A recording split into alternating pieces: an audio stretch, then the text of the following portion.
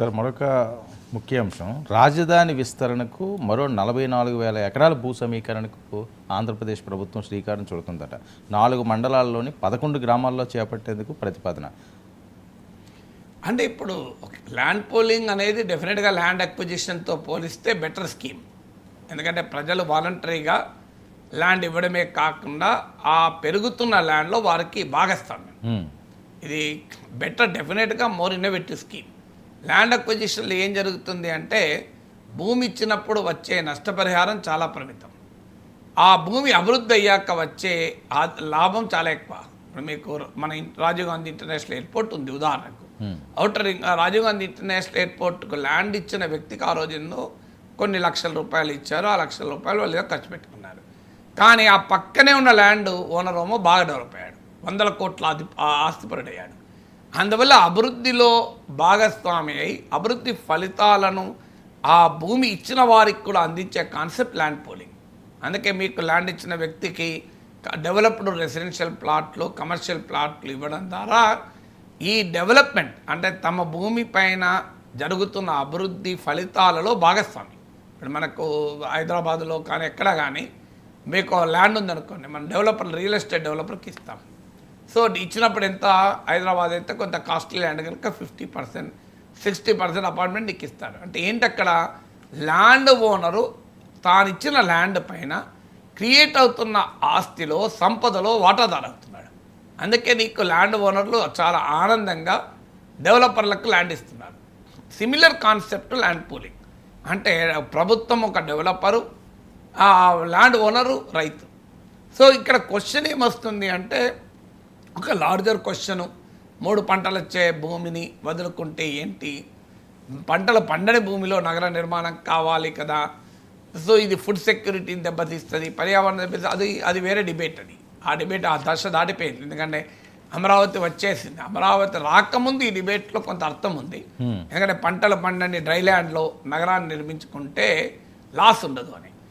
జరీ భూముల్లో, రేగడి భూముల్లో ఇదన్నీ చర్చ నడిచింది, ఏ భూముల్లో ఉండాలి అనేది. కానీ ఆ దశ దాటిపోయింది. కానీ ఇప్పుడు ఫండమెంటల్ క్వశ్చన్ ఏంటి అంటే, మీరు ఇంత పెద్ద ఎత్తున ల్యాండ్ స్వీకరిస్తున్నారు, కరెక్టే. రేపు ఆ ల్యాండ్కు తగినట్టి డెవలప్మెంట్ లేకపోతే ఆ ల్యాండ్ ఇచ్చినటువంటి ఓనర్కు ఆ ప్రయోజనం ఉండదు. ఇప్పుడు ఒకవైపు అమరావతికి ల్యాండ్ పూలింగ్ చేస్తాం ఇంకా అంటున్నారు, మరోవైపు రైల్వే లైన్ పోతున్న గ్రామాల్లో రైతులు ఏమంటున్నారంటే, మా ల్యాండ్ కూడా ల్యాండ్ పూలింగ్లో తీసుకోండి అని అడుగుతున్నారు. అవును, వాళ్ళు చాలా కాలంగా పోరాడుతున్నారు. ఆడ నిరసనలు జరుగుతున్నాయి, ఆడ ప్రదర్శనలు జరుగుతున్నాయి, హంగర్ స్ట్రైకులు జరుగుతున్నాయి. వాళ్ళు ఏమంటారు, మా ల్యాండ్ కూడా ల్యాండ్ పూలింగ్లో తీసుకోండి అంటే, లేదు ల్యాండ్ అక్విజిషన్ భూసేకరణ చేస్తామంటున్నారు. భూసేకరణ వద్దు, మాకు ల్యాండ్ పూలింగ్లో తీసుకోమని అడుగుతున్నారు రైల్వే లైన్ కొరకు. మీకు ఇటీవల కేంద్రం శాంక్షన్ చేసిన Vijayawada to Guntur via Amaravati railway line ఉంది కదా, ఆ రైల్వే లైన్ కొరకు భూమి సేకరణ చేస్తాం, అది కేంద్ర ప్రభుత్వ ప్రాజెక్ట్ అంటున్నారు. వాళ్ళు పెద్ద ఉద్యమాలు అడుగుతున్నారు, మాకు ల్యాండ్ పూలింగ్ జరపండి అని. సో అందువల్ల ల్యాండ్ పూలింగ్ మరి నీకు కొన్ని వేల ఎకరాలు ఇంకా తీసుకొని రేపు ఆ స్థాయిలో కనుక ఆ ల్యాండ్ పైన డెవలప్మెంట్ జరగకపోతే ఆ ల్యాండ్ నుంచి ప్రయోజనం కూడా మరి పొందలేరు. అందువల్ల నిజంగా నగరానికి ఎంత ల్యాండ్ అవసరము, ఆ ల్యాండ్ ఎంత యూటిలైజేషన్ జరుగుతుంది, ఎంత మేరకు అక్కడ నగర ఎకానమీ డెవలప్ అవుతుంది, దీన్ని బట్టి దాని బెనిఫిట్స్ ఆధారపడి ఉంటుంది. అంటే 10 సంవత్సరాలు అయ్యింది, ఇప్పుడు వచ్చి ఎటువంటి డెవలప్మెంట్ అమరావతిలో లేవు, ఏవో గ్రాఫిక్స్ తోటి ఇప్పుడు వరకు నడిపించారని చెప్పి గత ప్రభుత్వం చెప్పే పరిస్థితి. ఇప్పటికే అదే సిచ్యువేషన్ ఉండగా ఇంకా 44,000 ఎకరాలు తీసుకోవడం అన్నదాన్ని తప్పు పడుతున్నారు వైసీపీ వాళ్ళు. అంటే వైసీపీకి అసలు అర్హత లేదు అమరావతి గురించి మాట్లాడేది. ఎందుకంటే వారు అసలు అమరావతిని వ్యతిరేకించిన తర్వాత వాళ్ళు 3 రాజధానులు ముచ్చట కదా. సో కానీ ఫస్ట్ 5 ఇయర్స్ స్పాన్లో తెలుగుదేశం పైన విమర్శ వచ్చిన మాట నిజం.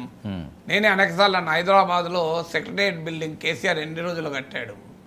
మరి మీరు ఒక సెక్రటేరియట్ బిల్డింగ్ కూడా 5 ఏళ్ళు ఎందుకు కట్టుకోలేకపోయారు? ఎందుకు ఒక హైకోర్టు బిల్డింగ్ కట్టుకోలేకపోయారు? ఎందుకు ఒక అసెంబ్లీ భవనం కట్టుకోలేకపోయారు? అన్ని తాత్కాలిక భవనాలు ఎందుకు కట్టారు? సో ఈ ప్రశ్న చంద్రబాబు నాయుడు మొదటిసారి అధికారంలో వచ్చినప్పుడు ఈ ప్రశ్న వచ్చింది కనుకనే 2019లో అమరావతి పక్కనున్న 2 కాన్స్టిట్యున్సీలు ఓడిపోయారు. అమరావతి భాగమైన కాన్స్టిట్యున్సీలు, మంగళగిరి ఓడిపోయారు, తాటికొండ ఓడిపోయారు కదా. మీకు అందువల్ల ఆ క్వశ్చన్ అప్పుడు డెఫినెట్గా వచ్చింది. కానీ ఇప్పుడు ఆ జాగ్రత్త పడుతున్నట్టుగా ఉన్నారు. మీకు ఈ 5 ఇయర్ టర్మ్ అయిపోయే లోపలే at least basic buildings, assembly, secretariat, high court నిర్మాణం పూర్తి చేసేటట్టే ఉన్నారు. ఈ పని కనుక 2019 కన్నా ముందు చేస్తుంటే అసలు జగన్మోహన్ రెడ్డి రాజధాని మార్చే అవకాశం ఉండేది కాదు. అవును. అసలు జగన్మోహన్ రెడ్డి రాజధానిని టచ్ చేసే అవకాశం ఉండేది కాదు. ఎందుకంటే అసెంబ్లీ బిల్డింగ్, సెక్రటరియట్ బిల్డింగ్, మీకు హైకోర్టు బిల్డింగ్, అది కూడా పర్మనెంట్ బిల్డింగ్స్ వచ్చాక ఎట్లా మారుస్తాడు? సో మార్చడానికి స్కోప్ ఉండేదే కాదు. సో అవకాశం వచ్చింది జగన్కు, మార్చాడు. ఎందుకంటే ఇది టీడీపీ బ్రాండ్గా మారిపోతుంది అని. సో అందువల్ల వైసీపీ ఇప్పుడు అడగడం వల్ల ఉపయోగం ఏం లేదు. ఆ పార్టీ అమరావతికి ఎంత దూరం ఉంటే అంత బెటర్. ఎందుకంటే ఈ ప్రశ్నలన్నీ వస్తాయి కదా. సో ఇక ఈసారి డెవలప్మెంట్ను మనం ఇప్పుడు చర్చించలేము, 5 ఏళ్ల తర్వాత మళ్ళీ మాట్లాడాలి. అందువల్ల గతంలో గ్రాఫిక్స్తో కాలక్షేపం చేశారన్న విమర్శలో న్యాయం ఉంది. అసలు అప్పుడు అమరావతి కాదు భ్రమరావతి అనే చర్చలు కూడా నడిచాయి. కానీ ఇప్పుడు అమరావతిని మేము నిర్మిస్తామంటున్నారు. సో దానికి ఇప్పుడున్న ల్యాండ్ కాక మళ్ళీ ఇంకా ఎక్స్ట్రా ల్యాండ్ తీసుకుంటాం అంటే ఆ స్థాయిలో మరి నగర నిర్మాణం జరుగుతుందా? మనం టూ ఎర్లీ టు కామెంట్ కదా. ఎందుకంటే ప్రభుత్వానికి కొన్ని ఇన్పుట్స్ మనకు ఉండదానికి ప్రభుత్వ ఆలోచన ఏంటి, మరి ఏ స్థాయిలో నగర ఎకానమీ క్రియేట్ అవుతుంది. నేను చెప్పేది ఏంటంటే ఆశించిన స్థాయిలో క్రియేట్ కాకపోతే ఆ ల్యాండ్ నుంచి ల్యాండ్ ఓనరు సరైనటువంటి ప్రయోజనం పొందడు. మీకు ఉదాహరణకు నీ ఒక ల్యాండ్ డెవలప్మెంట్కి ఇస్తాం, ఆ డెవలప్మెంట్ ఇచ్చే సమయంలో ఇంకో ఈ ఏరియాలో బ్రహ్మాండంగా అభివృద్ధి జరుగుతుంది అన్నప్పుడు నీకు ఆ అపార్ట్మెంట్లో రేట్ వస్తుంది. రేపు ఆ ఏరియాలో డెవలప్మెంట్ జరగలేదనుకోండి, సార్ నువ్వు అపార్ట్మెంట్లు తీసుకొని ఏం చేస్తావు? అమ్ముకోలేవు. అందువల్ల ఇది కూడా అల్టిమేట్గా ఏ మేరకు డెవలప్మెంట్ అవుతుందో దానిపైన ఆధారపడి. సార్ అమరావతినా ఆంధ్రప్రదేశ్ రాజధాని?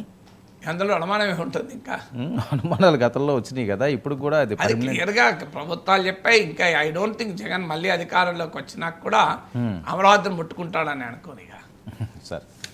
సార్ వివాదంలో చిక్కుకున్న